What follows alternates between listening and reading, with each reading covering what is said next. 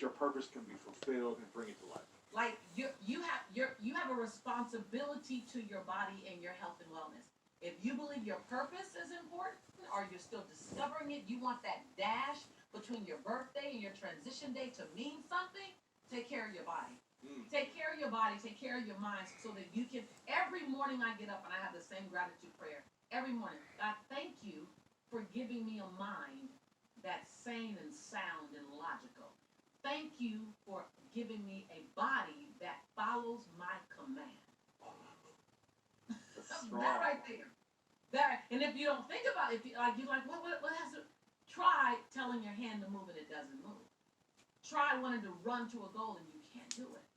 And so every day, not one day goes by, I'm grateful and I share my gratitude for my mind, thinking logical thoughts, being able to rationalize, and my body following my command. Your body is your instrument, it's your tool. It's the first person, the general in your army.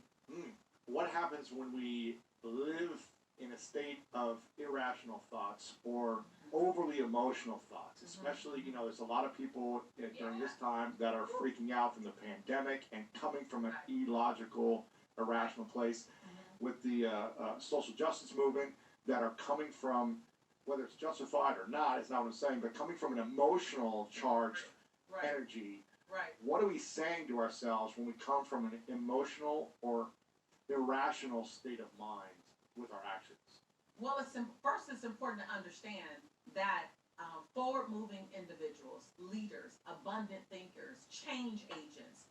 When you think of the Nelson Mandelas and the Dr. Martin Luther Kings and the Cesar Chavez and the Mahatma Gandhis and the Mother Teresa's, and you think about the Michelle Obamas, you think about those people, the Barack Obamas, you think about those people, they recognize that that emotion and logic cannot coexist and make a logical decision. That logic must lead, emotion and longing has to follow. So you make your decisions from logic and information and fact, not longing and emotion. You allow longing and emotion to fuel a logical decision. Does that make sense?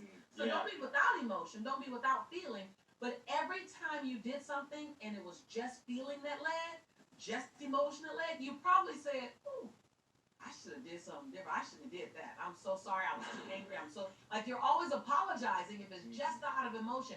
And by no means am I saying don't be full of passion, but also make sure you're full of logic.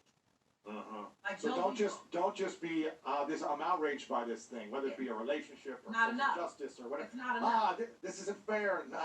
Just getting out there and chanting your feelings. That's not enough. Actually, it's not enough. It's not enough in any form, whether it's social justice, whether it's a relationship, whether it's a business or service. It's not enough.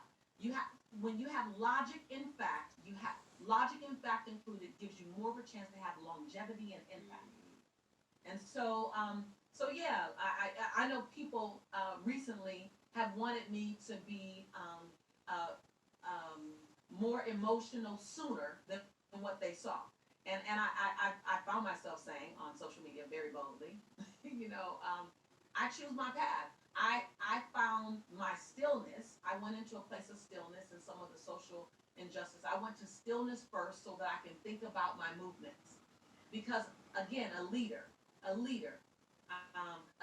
gladiator, a change agent, a change maker, all the things that I consider myself to be or I aspire to be at the next level. I want my dash to mean something.